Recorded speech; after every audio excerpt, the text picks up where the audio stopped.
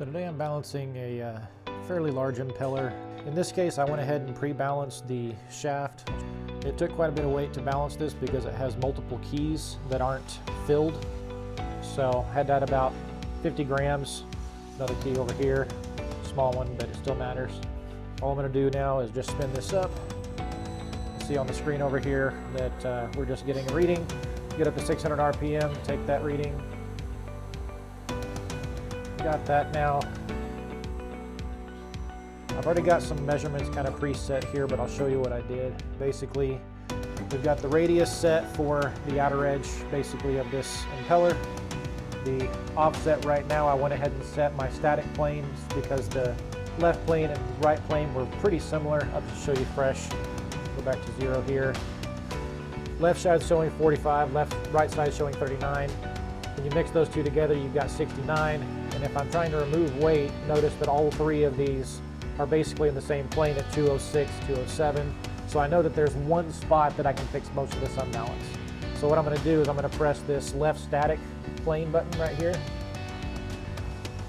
And that's going to tell me the optimum location to fix everything in one place. Now I know that I can't fix it in the middle of this, which is where it's telling me to basically. We're going, 7.6 inches from this left side, which is basically dead center of the impeller. So all the weight is in one spot on this part. I rotate this around and I find where that is. It's right on one of these vanes. Basically, it wants me to take the weight off right here. Now, I can't really take that much off here, so I'm going to be grinding off the side face here and here, which means I can actually split my offsets a little bit. So in this case, if I wanted to actually measure to each face like that, I would go from this face, which is going to be basically 6 1/4, and from this face, which is 13 1/4. Now, in this case, it wants me to take most of it off this right side because that's just where the extra unbalance is. But also because of where I'm fixing it, my radius is going to be slightly smaller. It's going to even out somewhere around 5/8 of an inch smaller. So instead of 5.25 on the left side, we'll be closer. Let's just call it a 1/2 inch lower. So we'll be at 4.75. And on the right side, we'll be in the same place. So now I've got to take off 44 grams from the right, 32 grams from the left, and it's a good chunk of material that we got to take out, but let's go ahead and just start doing this.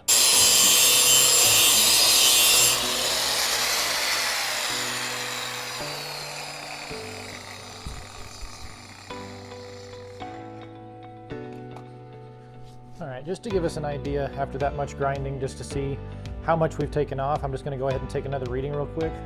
I'm going to wipe it off a little bit, just so that my belt doesn't get a lot of grinding dust all over it and make it slip. Real quick, I'll just give you a little bit closer view of what we've done so far. Basically, we just ground along the outer edge there on both sides. Try to give it, some even space between where it's actually asking for it and where we can remove material for the most effective solution. Set back up, just take another reading here. I'm only expecting it to have taken off a few grams, if anything. Just give you an idea of how long it actually takes to do this if you don't have a really good grit grinding stone. All right, that took off actually a pretty decent chunk. So now we're down to 29 and 24 grams that we have to take out still. Angle hasn't really moved, so it's at the, basically at the same spot. We just keep going and get that material down. You can look at the single plane here and see that it's down to 46 grams. So right now the two are converging or diverging from each other. So our goal is to keep them kind of in the same plane if we can. That way it makes it easy to finish them out. So right now I'm going to mark my new center location on this right side. And what I actually want to do is shift this one a little bit this way, and so I'll be focusing more on this side. So I'll kind of be focusing on this zone here, and then on the left side it wants the material taken out here, but I want to shift it back toward the other one as well, so we'll be focusing more on this side over here to push it back this way so they converge with each other.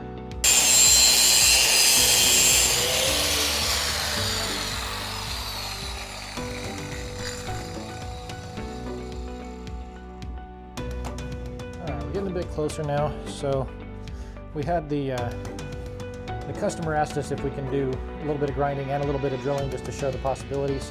So what I'm going to do once I get pretty close is see what it's going to take to actually drill this out instead of grinding it. So I can either drill here on the face with a pretty small drill, so if I get within 5 or so grams, then that's probably what I'll start doing is there. Or I can drill a little bit larger hole, just not very deep, so I'm not poking through up here. In this case, I think grinding is going to be the most effective because it keeps everything nice and polished, doesn't have any, uneven surfaces, but they want to see it that way, so we're going to do both ways.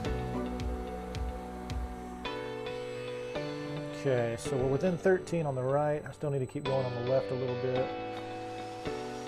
Kept my angles pretty close to each other there, so moving it that way did what we wanted. Looks like I might have gone a little bit too far on the left side, so I can push that back over to match. Actually, it's about, yeah, it's pretty close to where I wanted to be. So I'm going to keep going on this left side a little bit before we look at the drilling.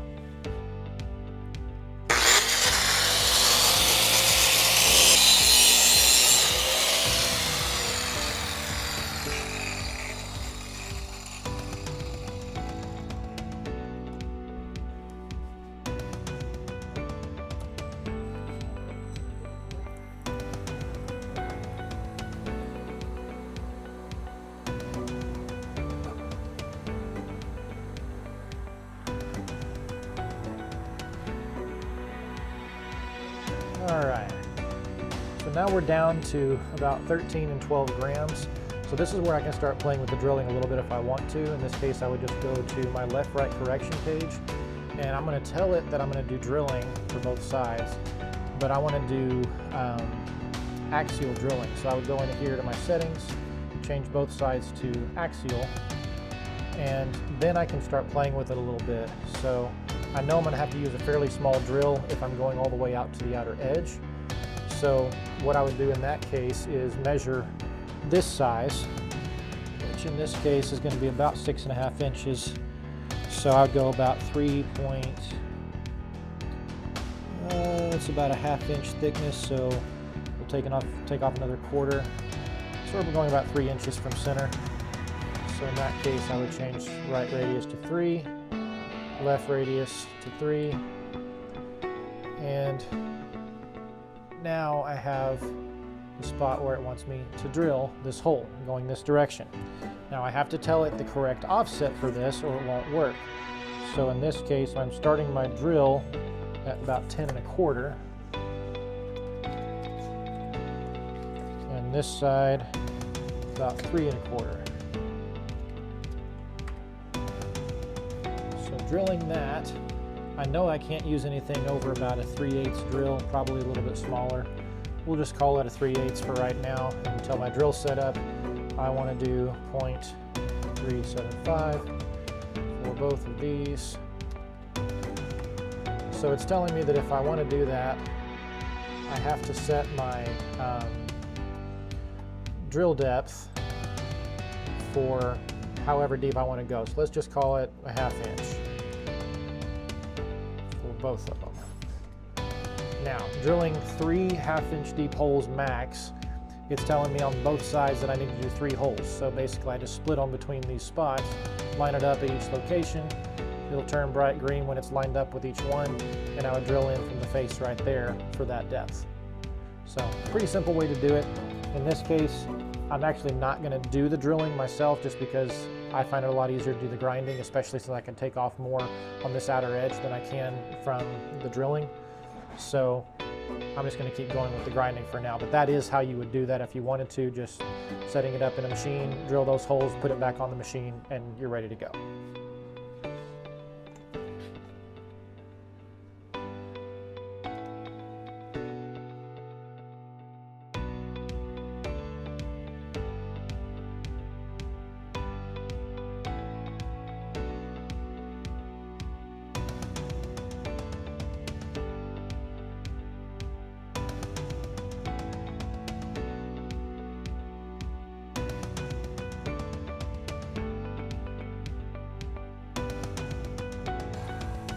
Now, one thing to keep in mind here when you're balancing something like this, because everything is in the same plane, they're all going to move together to a certain point.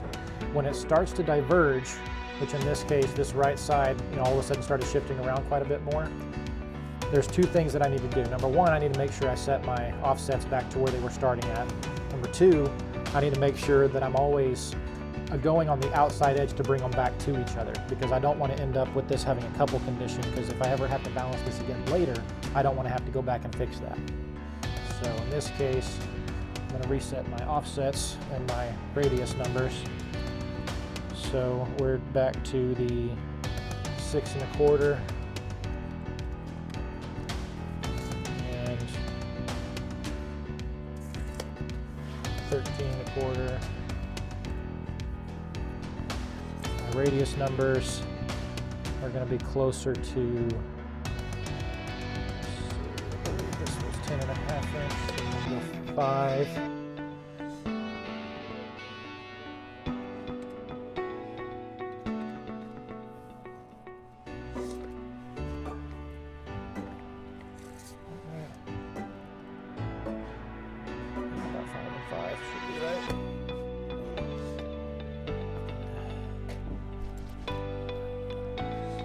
So my values went up a little bit because I moved farther inboard on both numbers, on both values.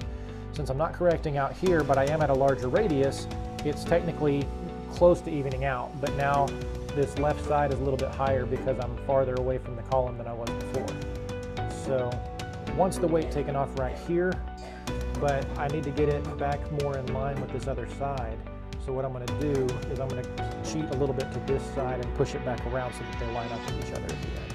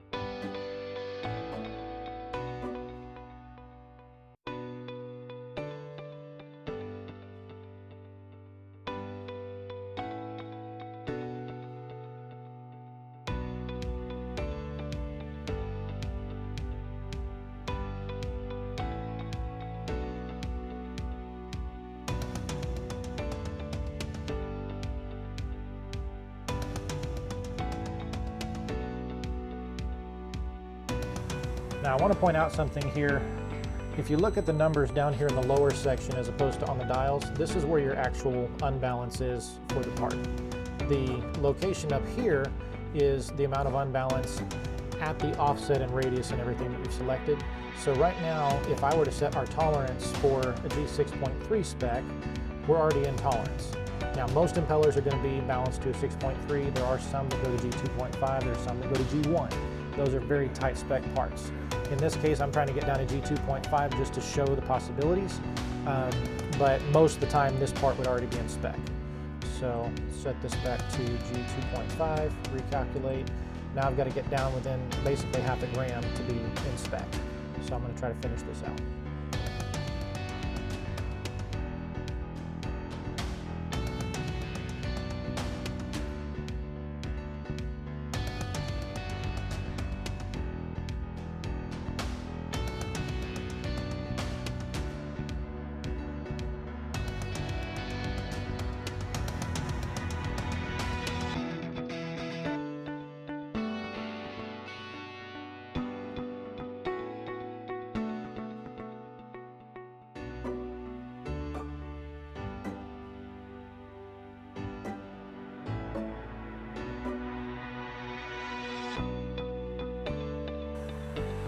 All right, now notice what happened there. I took a second reading because I knew it's getting pretty close. I'm going to show you something here in a second that explains why I did that. I went ahead and made another small correction just to see if I can get it a little bit more under. Now we're basically perfect. The reason that I took a second reading is because I know that now that I'm getting down to these kind of numbers, that my signal from my sensors is getting really low. I don't necessarily expect it to repeat exactly when it gets down to this kind of signal. The only way to increase that signal would be to increase the speed of the part so that I'm getting more force in that reading. So in this case, what we've done is we took this from, basically 40 grams per side out, and now we're down to within a 1/4 gram basically on the left and within a 1/2 gram on the right, and we're done with the G2.5 spec.